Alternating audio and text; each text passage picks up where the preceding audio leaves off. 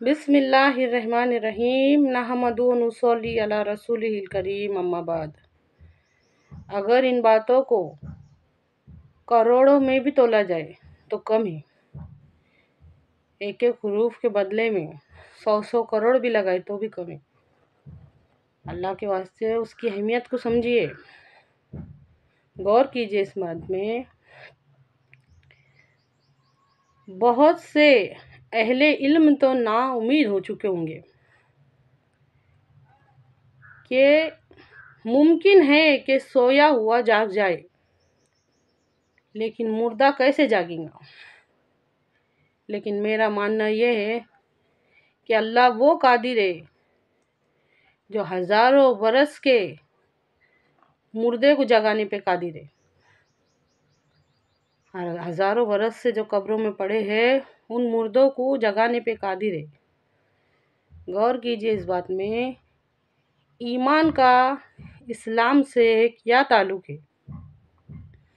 اسلام کا مسلمان سے کیا تعلق ہے؟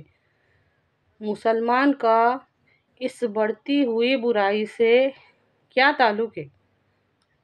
اچھی طرح سے غور کیجیے اس بات میں۔ ایمان کا اسلام سے کیا تعلق ہے؟ ہر مومن مسلم ہے، ہر مسلم مومن نہیں ہے۔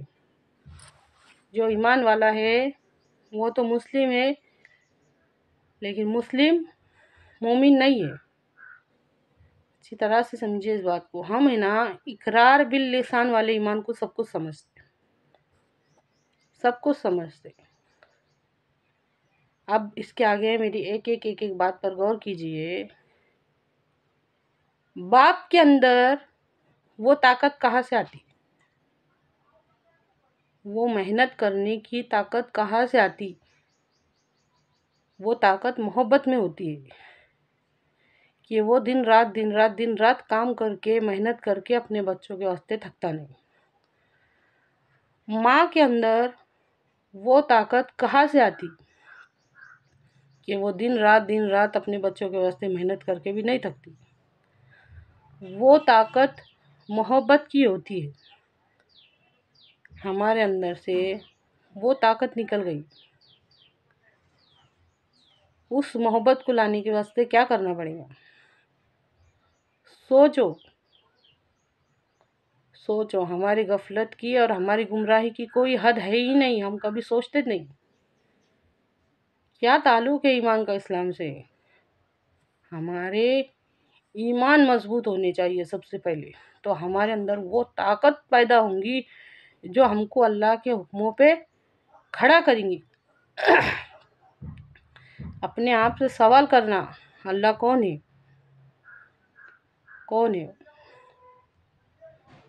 وہ جس نے ہم کو بنایا جب کہ ہم کچھ بھی نہ تھے۔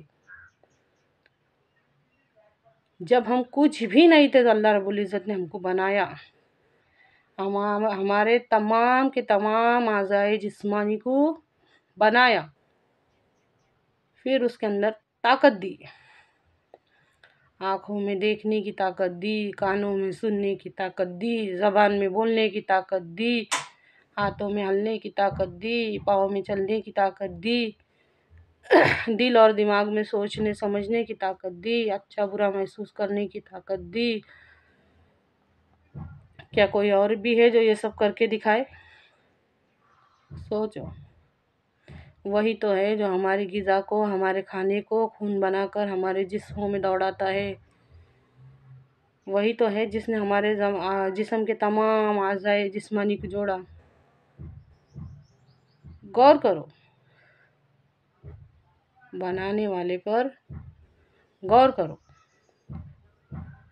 اور اسلام ہے نا، اسلام اللہ تعالیٰ کے حکموں پہ چلنے کو کہتے ہیں۔ ہم کو اس کے حکموں پہ چلنا ہے جس نے ہم کو آنکھوں کی روشنی دی۔ ہم کو اس کے حکموں پر چلنا ہے جس نے ہم کو سننے کی طاقت دی۔ ہم کو اس کے حکموں پر چلنا ہے جس نے ہم کو بولنے کی طاقت دی۔ ہم کو اس کے حکموں پر چلنا ہے جو ہماری غذا کو خون بنا کر ہمارے جسموں میں دوڑا رہا ہے۔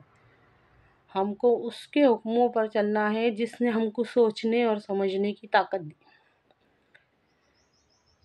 اللہ تعالیٰ کے حکموں پہ چلنے کو دین کہتے،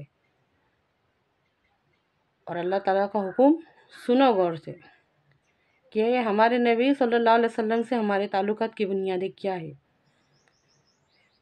اے پیغمبر، کہہ دیجئے ان لوگوں سے، قرآن پاک میں اللہ تعالیٰ ارشاد فرماتا ہے سورہ آل عمران کی 31ویں آیت میں، اے پیغمبر کہہ دیجئے ان لوگوں سے، اگر تم اللہ سے محبت رکھتے ہو تو میری اتباع کرو، میری پیروی کرو، میرے نقش قدم پر چلو، تو اللہ تعالیٰ بھی تم سے محبت کرے گا۔